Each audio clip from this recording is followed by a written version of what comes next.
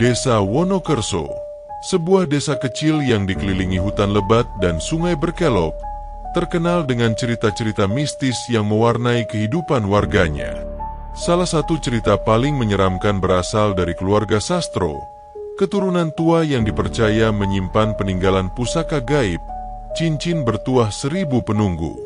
Cincin itu tersimpan dalam sebuah peti kayu jati tua di loteng rumah Mbah Sastro. Konon, cincin itu bisa mengabulkan segala keinginan pemiliknya, asal bersedia menerima syaratnya, berbagi tubuh dan jiwa dengan makhluk tak kasat mata yang disebut sebagai penunggu. Ada 1000 dari mereka, 1000 roh penasaran dari zaman berbeda yang terikat di dalamnya. Bayu, cucu dari Mbah Sastro yang baru saja kembali dari kota setelah menyelesaikan kuliahnya, tak percaya akan cerita itu. Ia menganggap semua hanyalah dongeng untuk menakut-nakuti anak-anak. Namun ketika ia menemukan peti kayu jati yang dimaksud dan membukanya, sesuatu yang aneh mulai terjadi. Cincin itu tampak biasa saja, berwarna perak kehitaman dengan batu merah darah di tengahnya. Tapi saat Bayu menyentuhnya, udara seketika menjadi dingin, dan suara-suara lirih seperti bisikan mulai terdengar di telinganya. Ia terdiam. "Ambillah aku," suara itu berkata. Malam itu, Bayu mengenakan cincin tersebut, dan sejak itu, mimpi-mimpinya dipenuhi oleh sosok-sosok aneh dengan mata kosong dan tubuh berlumuran darah. Mereka berdiri berjajar di tempat gelap, memandangnya tanpa berkata-kata. Tapi dalam satu mimpi, pemimpin dari mereka, sosok tinggi berjubah hitam dengan mata berwarna hijau menyala, maju dan berkata, "Kini kau pemilik kami. Tuntutlah keinginanmu." Bayu tergoda. Ia ingin membuktikan kepada desa bahwa ia mampu menjadi orang besar, melampaui keterbatasan ekonomi keluarganya. Ia ingin membuka usaha besar di kota, punya mobil, rumah, semuanya. Dan perlahan, keinginannya mulai menjadi kenyataan. Namun keberuntungan yang datang membawa tanda-tanda aneh. Ayam-ayam mati mendadak, pohon jambu di halaman rumahnya mengering, dan bayi-bayi di desa Wonokerso mulai menangis tiap malam tanpa henti. Warga mulai resah, apalagi ketika Pak Lurah melihat Bayu mengenakan cincin itu. "Cincin itu harus dikembalikan," ucap Pak Lurah pada suatu malam di balai desa. "Dulu ayahku nyaris binasa karena cincin itu. Penunggunya tak bisa dikendalikan." Bayu menolak. Ia merasa kuat. Ia merasa telah menjadi istimewa. Tapi malam demi malam, para penunggu mulai menunjukkan wajah aslinya. Mereka tidak puas hanya menjadi alat. Mereka ingin lebih. Sejak cincin bertuah itu berada di tangan Wahyu, suasana rumahnya berubah drastis. Rumah yang dulunya tenang kini dipenuhi suara-suara aneh saat malam tiba. Suara langkah kaki di atap padahal tak ada siapapun, bisikan lirih dari balik dinding, dan aroma dupa terbakar yang muncul tiba-tiba lalu lenyap begitu saja. Istrinya, Lestari, menjadi gelisah. Ia sering mengigau di malam hari sambil menyebut nama-nama asing. Bahkan anak mereka, Rehan, yang baru berumur 5 tahun, pernah menangis ketakutan sambil menunjuk sudut ruangan kosong. "Ayah, ada orang berdiri di situ, dia matanya merah. Ayah." Wahyu mulai merasa ada yang salah. Tapi setiap kali ingin melepaskan cincin itu dari jarinya, entah kenapa selalu gagal. Cincin itu menempel seperti bagian dari kulitnya. Bahkan saat dicoba ditarik dengan sabun atau minyak, cincin itu tak bergeser sedikit pun. Kulit di sekelilingnya justru terasa panas dan perih seperti dibakar. Malam ketiga setelah cincin itu dibawa pulang, teror mencapai puncaknya. Lestari terbangun tengah malam karena mendengar suara pintu depan terbuka sendiri. Ia mendapati Wahyu sedang berdiri di halaman, menatap kosong ke arah kebun belakang sambil bergumam sendiri. Mereka datang, mereka butuh tubuh. Mereka ingin dilahirkan kembali. Lestari mengguncang tubuh Wahyu, namun suaminya tak bergeming. Matanya kosong, napasnya berat. Ketika Lestari membisikkan doa ke telinganya, tubuh Wahyu mendadak lunglai dan ambruk ke tanah. Esok harinya, Lestari meminta bantuan pada Pak Badrun, seorang tetua dusun yang dikenal masih memegang ilmu leluhur.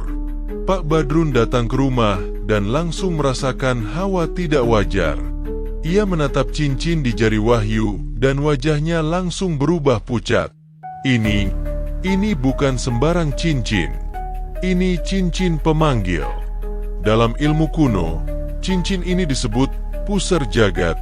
Konon, barang siapa memakainya akan terhubung dengan dunia bawah dan menjadi wadah bagi 1000 penunggu yang terikat pada batu itu. Lestari tercekat. Lalu, bagaimana cara melepaskannya? Pak Badrun menggeleng pelan. Tak semudah itu. Penunggunya sudah mulai menyatu dengan suamimu. Jika dilepas sembarangan, tubuh Wahyu bisa mati seketika atau lebih parah, dirasuki sepenuhnya. Malam harinya, Pak Badrun melakukan ritual kecil di halaman rumah untuk mencoba menenangkan energi yang ada. Ia menggambar lingkaran pelindung dari garam dan tanah kuburan tua, lalu menyalakan dupa dan membacakan doa-doa kuno dari kitab tua miliknya. Namun, saat ritual mencapai puncaknya, angin besar tiba-tiba datang menerjang.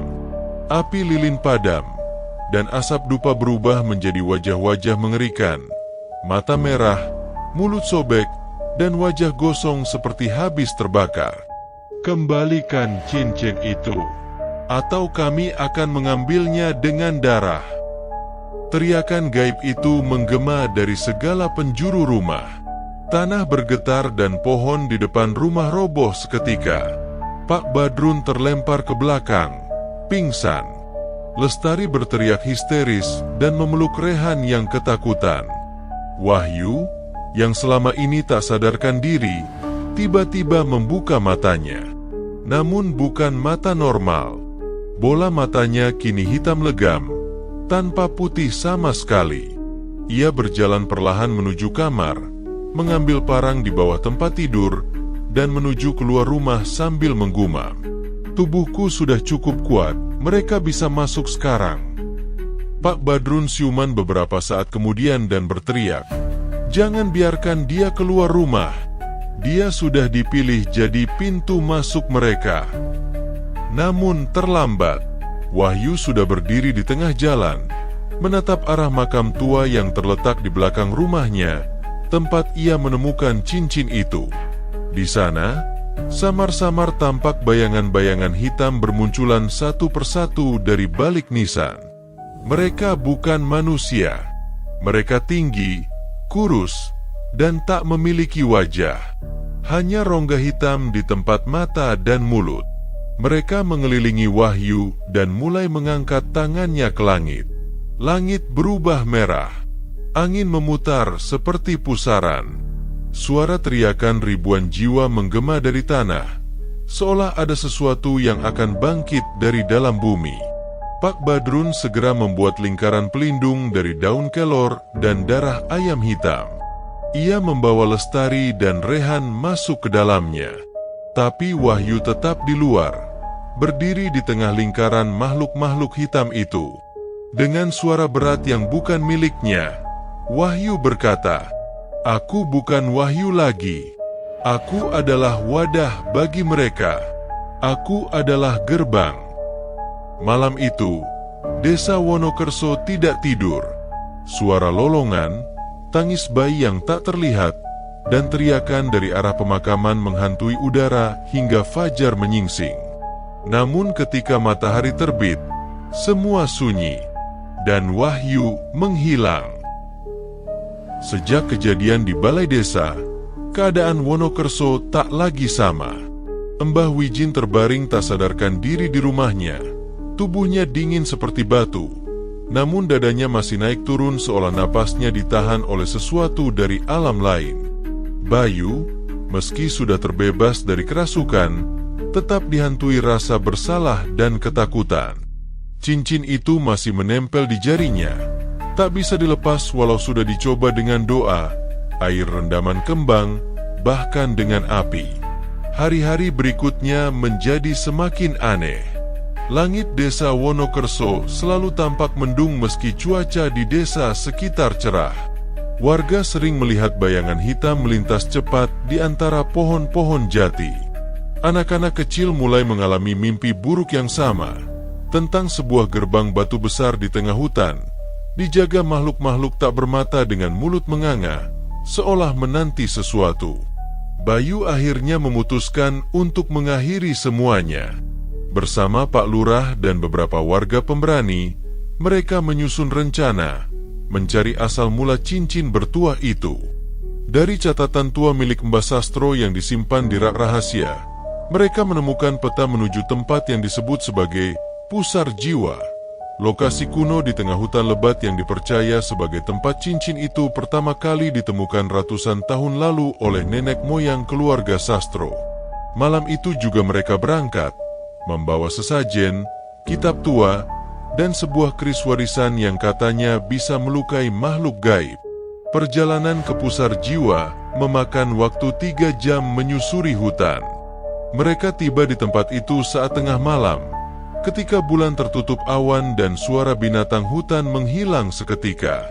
Di sana, di tengah tanah berbatu dan akar pohon beringin tua, berdiri sebuah gerbang batu yang mirip dengan yang dilihat anak-anak dalam mimpi. Saat Bayu mendekat, cincin di jarinya bergetar hebat dan mulai bersinar merah menyala. Tanah bergetar, dan dari balik gerbang itu muncullah sosok-sosok berjubah hitam, satu persatu. Mereka tidak menyerang, hanya berdiri memandangi Bayu, seolah menunggu keputusan. Sosok tertinggi dengan mata hijau, pemimpin para penunggu, maju lagi, kali ini dengan suara lebih menggelegar. Kau sudah membuka segel, tapi kami belum memiliki wadah.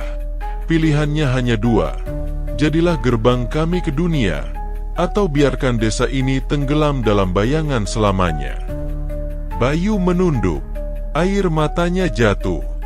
Ia ingat ibunya, ingat warga desa, dan terutama Mbah Wijin yang mengorbankan diri demi menyelamatkannya.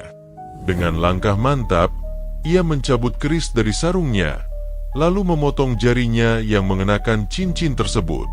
Darahnya muncrat, cincin itu jatuh ke tanah, dan suara jeritan ribuan makhluk menggema dari balik gerbang. Pak Lurah segera melempar sesajen dan kitab tua ke atas cincin. Salah satu warga membaca mantra pemutus warisan gaib. Cincin mulai meleleh, dan sosok-sosok itu menjerit sambil menghilang satu persatu ke dalam pusaran gelap di balik gerbang. Tanah kembali tenang. Gerbang batu runtuh dengan suara gemuruh. Bayu pingsan di tempat. Pagi harinya, mereka semua kembali ke desa. Awan mendadak tersibak, dan cahaya matahari menyinari Wonokerso kembali. Anak-anak tidak menangis lagi.